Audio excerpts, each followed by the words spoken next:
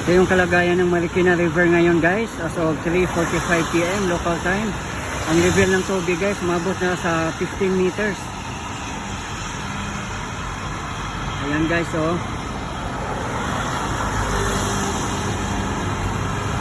Ayan, may papalating na train galing Antipolo City. Yan ay papuntang Recto Avenue in Manila, Dala Station.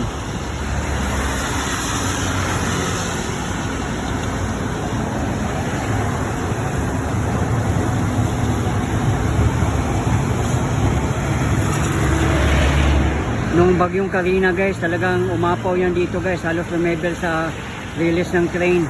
Wala kayong makitang kalsada dyan guys.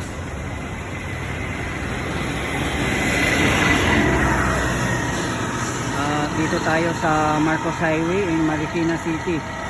At yan yung